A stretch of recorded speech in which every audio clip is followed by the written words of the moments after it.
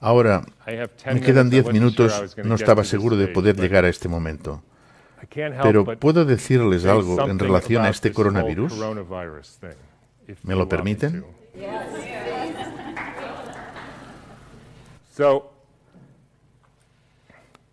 Repito, cuando conozcan la obra de Rudolf Steiner tendrán la respuesta al test, pero necesitan calcular los detalles. En 1918, después de la gran pandemia de la gripe española de 1918, se preguntó a Steiner a qué se había debido aquello. Y él contestó, los virus son simplemente la excreción de una célula intoxicada.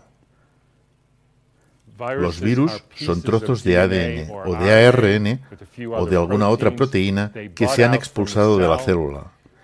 Se manifiestan cuando la célula está envenenada. No son la causa de nada. Y la primera manera que se me ocurre de animarles para que reflexionen sobre esto es que imaginen que son especialistas en delfines, ¿de acuerdo? Y que han estudiado los delfines del círculo polar desde hace cientos de años, o por lo menos durante un largo periodo de tiempo, y los delfines están bien. Luego, de repente les llaman, Carlos, casi todos los delfines están muriendo en el círculo ártico. ¿Podrías venir a investigarlo? ¿De acuerdo? Y solo pueden ustedes plantear una pregunta. Levanten las manos para indicarlo. ¿Cuántos de ustedes responderían, quiero estudiar al delfín para ver su genoma? Nadie, porque es una estupidez. ¿Cuántos de entre ustedes dirían, quiero verificar si este o aquel delfín es portador de un virus que sería contagioso y que se transmite a los demás delfines enfermándolos? Aquel amigo. ¿Cuántos de entre ustedes dirían, ¿no será que están envenenando el agua? Como con el Exxon Valdez. ¿Nadie? Todos. Porque eso es lo que ocurre. Las células se encuentran intoxicadas y ellas intentan limpiarse excretando residuos que nosotros denominamos virus.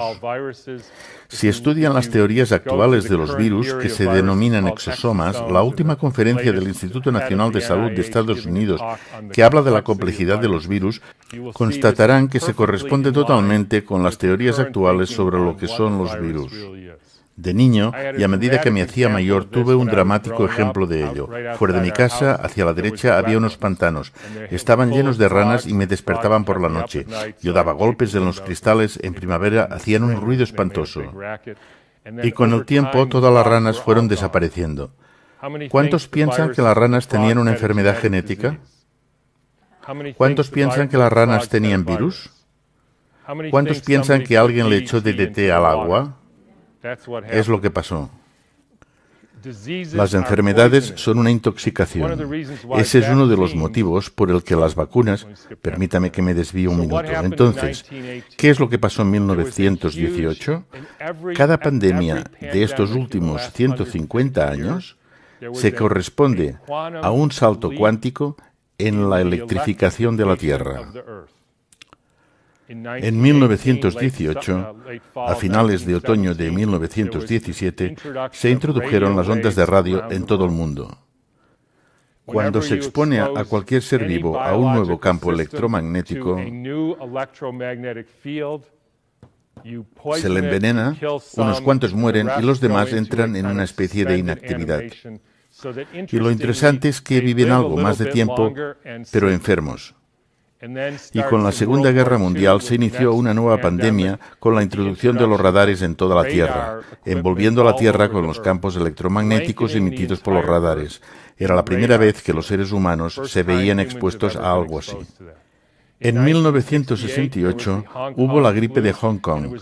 Era la primera vez que la capa protectora del cinturón de Van Allen, cuya función es la de integrar los rayos cósmicos procedentes del Sol, de la Luna, de Júpiter, etc., de integrar todo eso y distribuirlo a todos los seres vivos terrestres. Pues bien, en el cinturón de Van Allen se colocaron satélites que emitían frecuencias radioactivas. Al cabo de 6 meses se produjo una nueva epidemia viral. ¿Por qué viral? Porque las personas que fueron intoxicadas expulsaron toxinas parecidas a virus. Las personas creyeron que se trataba de una epidemia de gripe. En 1918, el Ministerio de Sanidad de Boston decidió analizar el carácter contagioso de una epidemia. Lo crean o no, tomaron a cientos de personas que tenían gripe, les extrajeron las mucosidades de la nariz y se las inyectaron a sujetos sanos que no tenían gripe. Y ni una sola vez consiguieron hacer enfermar a uno solo de aquellos sujetos sanos. Repitieron la práctica una y otra vez, pero no consiguieron demostrar el contagio. Incluso llegaron a hacerlo con caballos que supuestamente habían pillado la gripe española. Les colocaron sacos sobre las cabezas y el caballo estornudaba en el saco. Luego colocaban el saco con estornudo al caballo siguiente que no caía enfermo. Todo esto lo pueden ustedes leer en un libro que se llama El arco iris invisible de Arthur Robert Firstenberg. Él realizó una cronología de todas las etapas de electrificación de la Tierra y de cómo al cabo de unos 6 meses se producía una nueva pandemia de gripe en todo el mundo. No hay otra explicación. ¿Cómo podría sino propagarse desde Kansas hasta Sudáfrica en 2 semanas? De manera que en todo el mundo se manifiesten los síntomas a la vez, a pesar de que la forma de transporte era en caballo y en barco. Es algo que ellos no pueden explicar. No sabemos cómo se produce, fue la conclusión de aquella prueba. Pero si se paran a pensar en ello, todas esas ondas de radio y demás frecuencias que algunos de ustedes llevan en el bolsillo o tienen en la mano, pueden enviar una señal al Japón y llega al instante. Por tanto, incluso aunque no crean que existe un campo electromagnético que interconecta el mundo en pocos segundos, no hace falta discutirlo, es un hecho que experimentamos a diario. Y acabaré añadiendo que en estos últimos 6 meses se ha producido un dramático salto cuántico en la electrificación de la Tierra.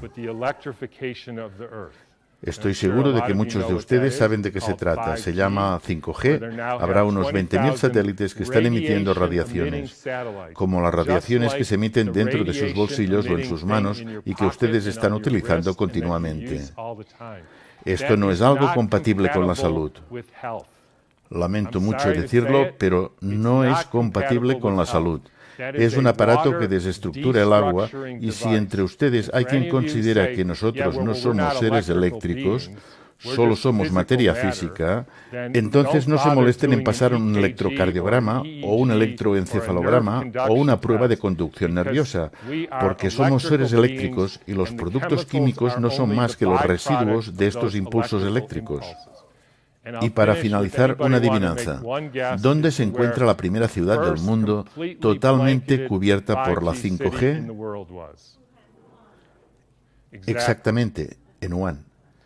Así pues, cuando empezamos a pensar en todo esto, estamos en una crisis existencial aquí y ahora, de una magnitud tal que los seres humanos nunca han visto. Y no voy a interpretar el papel de profeta del Antiguo Testamento. Pero se trata de un hecho sin precedentes. La puesta en órbita de miles de satélites en la propia capa protectora de la Tierra.